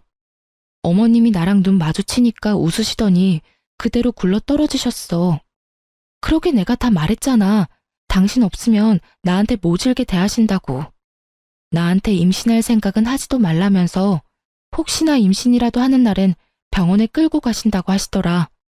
그뿐인 줄 알아? 나한테 지어주신 한약도 알고 보니까 몸에 열 많은 사람이 먹는 약으로 임신 준비 중인 사람들은 절대 먹으면 안 되는 약이라고 했어. 난 그것도 모르고 얼마나 열심히 먹었는데. 물론 나도 어머님께 모질게 굴긴 했어. 그런데 그건 어머님이 그렇게 행동하시니까 나도 살려고 그랬어. 그렇게 하지 않으면 내가 죽을 것만 같아서. 어머님도 똑같이 당해보셔야 내가 얼마나 괴로운지 아실 것 같아서. 모든 사실이 드러나는 순간 왜 그렇게 눈물이 나는지 제가 어린아이처럼 엉엉 울자 형님이 절 안아주시더군요. 동서, 많이 힘들었지? 우리가 진작 서방님한테 다 말했어야 했는데 미안해. 다 우리 잘못이야. 저 진짜 너무 힘들었어요. 저는 형님의 위로에 더 크게 울어버렸고 이런 저를 보던 남편은 화를 꾸역꾸역 누르며 어머님께 묻기 시작하더군요. 어머님은 끝까지 사실이 아니라며 변명을 했지만 이미 너무 많은 사실을 듣게 된 남편에겐 통하지 않았죠. 이 말이 전부 사실이야, 엄마? 아니야, 아니라고. 경문이 네가 더 잘 알지 않니? 엄마가 희경이한테 얼마나 잘해줬니? 저 손에 물 묻히기도 아까워서 매번 엄마가 뒷정리도 다 하는 거 네 눈으로 다 봤잖아. 정말 아니야. 믿어줘, 아들. 거짓말. 난 정말 엄마를 믿었어. 희경이가 정말 힘들다고 하면서 우는데도 엄마를 믿었다고. 그런데 엄마가 어떻게 그럴 수가 있어? 정말 아니야, 아들. 엄마 좀 믿어줘. 엄마는 정말 그럴 사람이 아니야. 그럼 형이랑 형수, 그리고 희경이까지 다 거짓말을 하고 있다는 말이야? 그래, 다 거짓말을 하는 거야. 진짜야. 아들, 경문아, 엄마 말 좀 믿어줘. 응? 울지도 마. 우는 것도 진짜 소름 끼치니까. 엄마가 어떻게 그럴 수가 있어? 내가 엄마를 얼마나 믿었는데. 나도 당장 분가할 테니까 그런 줄 알아. 형처럼 영까지 끊을 생각은 아니지만 자주 보고 살진 못할 거야. 남편은 씩씩대며 이렇게 말했고 그런 남편의 말을 듣던 어머님은 그대로 정신을 잃으셨어요. 그 후 깨어나신 어머님은 충격이 크셨는지 치매 증상이 나타나더군요. 남편을 보며 여보라고 했다가 아주버님의 이름을 부르실 때도 있었고요. 하지만 그 정신없는 와중에도 저만 보면 제 머리채를 잡으려고 애쓰시더군요. 이 미친년, 니년 때문에 내 아들이 나한테 소름이 끼친다고 했어. 다 니년 때문이야. 다 니년 때문이라고. 엄마, 정말 왜 이래? 희경이가 무슨 잘못을 했다고 이래? 여보, 저 년이 글쎄 우리 아들이랑 내 사이를 다 갈라놨어요. 첫째 며느리도 내 아들을 뺏어가더니 저 년마저 내 아들을 뺏어갔다고요. 너 이년 이리로 못 와? 내가 너 가만히 안 둘 거야. 이런 어머님의 본 모습을 눈앞에서 보게 된 남편은 저를 어머님에게서 완전 격리를 시켜주었고 전 그 후론 어머님을 볼 수 없었어요. 그 후 남편은 어머님의 거처를 고민하는가 싶더니 아버님이 계시는 요양원에 어머님을 함께 모시더군요. 어머님을 요양원에 모셔다 드리고 집으로 돌아온 남편은 저를 꼭 안아주며 말했어요. 여보, 미안해. 내가 진작 당신 말을 믿었어야 했는데 내 입장에선 두 사람 다 하는 말이 너무 틀리니까 한 사람 말만 믿는 게 어렵더라고. 정말 미안해. 당신 입장이 어떤지는 나도 잘 알고 있었고 이해도 했어. 다만 내가 너무 힘들고 괴로우니까 당신도 미워지는 순간이 있긴 했어. 미워지는 순간만 있었다니 당신한테 참 고맙다. 나 같으면 사랑이고 뭐고 당장 이혼하자고 했을 텐데. 하여튼 다 고맙고 다 너무 미안해 여보. 내가 앞으로 살면서 다 갚을게. 다신 당신 눈에 눈물 나게 하는 일 없도록 할게. 남편은 진심으로 저에게 용서를 구했고 전 그런 남편을 안아주며 용서해 주었어요. 그 이후 남편과 전 잘 지내고 있습니다. 어머님과 아버님은 남편만 가끔 찾아뵙고 있어요. 어머님은 아직까지도 보고 싶지 않은데 아버님과 한 병실에 모시고 있어 어쩔 수 없이 함께 뵙고 오는 것 같았어요. 저도 어머님에 대해선 말도 꺼내지 않고 남편 역시 저에게 어머님의 이야기는 꺼내지 않으니 자세히 알진 못하지만요. 요양병원 비용은 아주버님과 상의해 본 결과 시댁 집을 팔아 충당하기로 결정했습니다. 어차피 그 누구에게도 좋은 추억이 있지 않은 집이었기에 처분하고 그렇게라도 쓰자는 것이 형제의 뜻이었어요. 그렇게 전 어머님과의 악연을 끊어버리고 잊고 살려고 노력하고 있습니다. 요즘엔 아주버님, 형님과 자주 왕래하며 지내는데 형님이 그렇게 저를 아껴주실 수가 없어요. 드라이브도 시켜주시고 선물도 사주시고 가끔 반찬도 만들어다 가져다 주시는데 아마 같은 일을 겪었던 터라 저에게 더 큰 마음을 쏟아주시는 것 같아요. 그리고 또 좋은 소식이 있어요. 저희에게 멋진 천사가 찾아왔어요. 현재 7개월 가까이 제 뱃속에서 자라고 있는데 어떤 녀석이 태어나려고 하는지 발차기로 제 갈비뼈를 부숴버릴 태세라 잠도 잘 못 자고 있네요. 모르긴 몰라도 축구 선수를 시켜야 할까 봐요. 이로써 저의 긴 사연은 끝이 났어요. 끝까지 함께 해주셔서 감사합니다.